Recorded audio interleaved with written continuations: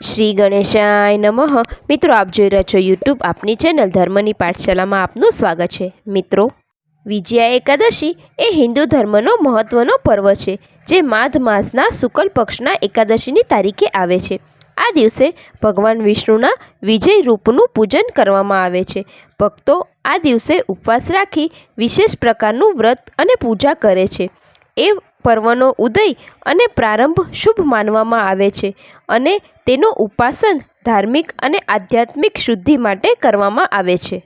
મિત્રો, આજના વિડીયોમાં આપણે સાંભળશું વિજયા એકાદશી ક્યારે છે, પારણા, પૂજા વિધિ, મહત્વ અને કથા વાર્તા. જો આપને આ વિડીયો પસંદ આવે તો લાઈક કરજો, શેર કરજો અને જો આપ આ ચેનલ પહેલી વખત જોઈ રહ્યા હોય તો સબસ્ક્રાઈબ જરૂરથી કરજો. ધન્યવાદ. હરે કૃષ્ણ કૃષ્ણ કૃષ્ણ હરે હરે, હરે રામ રામ રામ હરે હરે. હિન્દુ ધર્મમાં એકાદશી તિથિ એટલે 11નું વિશેષ મહત્ત્વ. આ તિથિએ ભગવાન વિષ્ણુની પૂજા કરવામાં આવે છે, તેમજ ભક્તો આ દિવસે વ્રત ઉપવાસ રાખે છે. માન્યતા અનુસાર આમ કરવાથી સાધકને ભગવાન શ્રીહરિની કૃપા પ્રાપ્ત થાય છે અને તેની બધી મનોકામનાઓ પૂર્ણ થાય છે. તમને જણાવી દઈએ કે દર મહિને 2 એકાદશી આવે છે. અહીં આપણે વિજયા એકાદશી વિશે વાત કરવા જઈ રહ્યા છીએ. ચાલો જાણીએ વિજયા એકાદશીના પૂજાનું મુહૂર્ત અને મહત્ત્વ. હિન્દુ પંચાંગ અનુસાર માઘ માસના એકાદશીની તિથિ પ્રારંભ થાય છે તારીખ 6 માર્ચ 2024 સવારે 6:30 જે આ તિથિ પૂર્ણ થાય છે તારીખ 7 માર્ચ 2024 સવારે 4:15 આસપાસ. એકાદશીનું વ્રત એ ઉદય તિથિ અનુસારનું વ્રત છે, માટે એકાદશીનું વ્રત એ 2 દિવસ પડે છે, જેમાં તારીખ 6 માર્ચ 2024 તે સ્માર્ત એકાદશી કહેવાય છે. જેમાં ભક્તો ગૃહસ્થ છે તે સ્માર્ત એકાદશી કરે છે. જેમાં કંઠી ધારણ નથી કરેલી તેઓ આ એકાદશીનું વ્રત કરશે અને જે ભક્તો વૈષ્ણવ છે, સાધુ સંતો છે, તે તારીખ 7 માર્ચ 2024ની એકાદશી કરશે, જે ઉદય તિથિ અનુસાર આ એકાદશી પડે છે, જેને ભાગવત એકાદશી કહે છે. જોકે એકાદશી 2 દિવસ પડે છે. કોઈ પણ દિવસે એકાદશીનું વ્રત કરી શકાય છે. એમાં મનમાં કોઈ પણ શંકા ન લાવવી. તિથિ પ્રમાણે આપણે જોઈએ તો હંમેશા ભાગવત એકાદશી કે જે દશમથી યુક્ત ન હોવી જોઈએ, તે એકાદશી એટલે તારીખ 7 માર્ચ 2024ની એકાદશી તે માન્ય ગણાય છે. પરંતુ અમુક ભક્તો 6 તારીખે પણ તેનું વ્રત કરે છે. હવે આપણે જાણી લઈએ કે આ એકાદશીના પારણા ક્યારે કરવાના રહેશે. સ્માર્ત એકાદશી જે તારીખ 6 માર્ચ 2024ના દિવસે પડે છે, તે એકાદશીના પારણા તારીખ 7 માર્ચ 2024 બપોરે 1:43થી સાંજે 4 વાગ્યા સુધી કરવાના રહેશે. અને જે બીજી એકાદશી ભાગવત એકાદશીના પારણા તારીખ 7 માર્ચ 2024ના પારણા 8 માર્ચ 2024 સવારે 6:30થી 9 વાગ્યા સુધીમાં કરવાના રહેશે. વિજયા એકાદશીની પૂજા વિધિ. વિજયા એકાદશીની પૂજા માટે વહેલી સવારે સ્નાન કરવામાં આવે છે. આ પછી ભક્તો ઉપવાસનો સંકલ્પ લે છે. વ્રત કર્યા પછી સ્વચ્છ વસ્ત્રો પહેરવામાં આવે છે. ત્યારબાદ ભગવાન વિષ્ણુની મૂર્તિ પૂજાનું સ્થાપન કરવામાં આવે છે. ભગવાન વિષ્ણુની મૂર્તિ અથવા ફોટા પર ચંદનનું તિલક લગાવવામાં આવે છે. આ પછી દેવતા સમક્ષ ધૂપ દીપ પ્રગટાવવામાં આવે છે. પૂજા દરમિયાન વિષ્ણુ સહસ્ત્રનામ અને નારાયણ સ્ત્રોતનો પાઠ કરવામાં આવે છે. વિજયા એકાદશીની રાત્રે વિષ્ણુ પૂજા અને જાગરણ વગેરે ખૂબ જ શુભ માનવામાં આવે છે. પૂજા પછી કેટલીક બાબતોનું ખાસ ધ્યાન રાખવામાં આવે છે અને ભક્તો પણ તેનું સંપૂર્ણ ભક્તિ સાથે પાલન કરે છે. વિજયા એકાદશીના દિવસે સાત્વિક આહાર લેવામાં આવે છે. આ દિવસે ચોખા અને ભારે ખોરાકનું સેવન મોટા ભાગે ટાળવામાં આવે છે. રાત્રે પૂજા કરવી વધુ સારું છે. તેમજ આ દિવસે કોઈની સાથે ઝઘડો, દુર્વ્યવહાર, દુર્વ્યવહારથી બચવું જોઈએ. ભગવાન વિષ્ણુને સારું વર્તન પસંદ છે.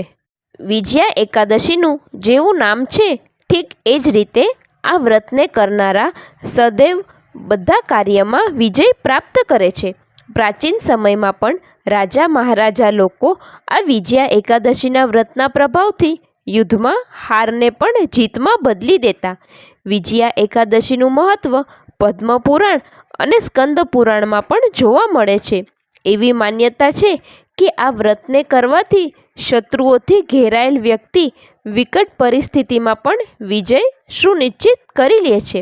વિજયા એકાદશીનું મહાત્મ્યને ફક્ત સાંભળવા માત્રથી વ્યક્તિના સમસ્ત પાપોનો નાશ થઈ જાય છે. આ ઉપરાંત વિજયા એકાદશીનું વ્રત રાખવાથી મનુષ્યનું આત્મબળ પણ વધે છે. વિજયા એકાદશી કરનારા વ્યક્તિના જીવનમાં શુભ કર્મોમાં વૃદ્ધિ, કષ્ટોનો નાશ અને બધી મનોકામનાઓની પૂર્તિ થઈ જાય છે. એટલું જ નહીં, વિજયા એકાદશી વ્રત જે કોઈ પણ સાચા મનથી રાખે છે તેના પર ભગવાન વિષ્ણુની કૃપા સદૈવ કાયમ રહે છે. વિજયા એકાદશી મહાત્મ્ય. જ્યારે યુધિષ્ઠિરે મહાવદ એકાદશીનું મહાત્મ્ય જણાવવાનું કહ્યું ત્યારે શ્રી કૃષ્ણ બોલ્યા, હે કુંતી પુત્ર, મહા મહિનાના કૃષ્ણ પક્ષમાં આવતી એકાદશીને વિજયા કહેવામાં આવે છે. આ બાબતમાં નારદ અને બ્રહ્માજીનો સંવાદ તમને સંભળાવી રહ્યો છું, તો સાંભળો. એક વખત નારદજીએ બ્રહ્માજી પાસે જઈને પૂછ્યું, હે પરમ પિતાશ્રી, મહા મહિનાના કૃષ્ણ પક્ષની વિજયા એકાદશીના વ્રતથી શું પુણ્ય પ્રાપ્ત થાય? એવો સવાલ કર્યો. ત્રેતાયુગમાં જ્યારે રાવણ સીતાજીનું હરણ કરીને લંકાપુરી લઈ ગયો હતો, ત્યારે શ્રી રામને લંકા પર આક્રમણ કરવા માટે કોઈ ઉપાય સૂઝતો ન હતો.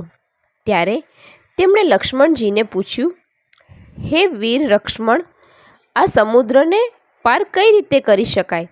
આ અત્યંત અગાધ અને જળ જંતુઓથી ભરેલો છે. મને એવો કોઈ ઉપાય નથી દેખાતો કે જેનાથી આપણે આરામથી વિના વિઘ્ને સમુદ્ર પાર કરી શકીએ. લક્ષ્મણજી તરત જ બોલ્યા, હે દયાનિધિ, આપ જ આ સૃષ્ટિના રચયિતા છો. આપનાથી શું છૂપું છે?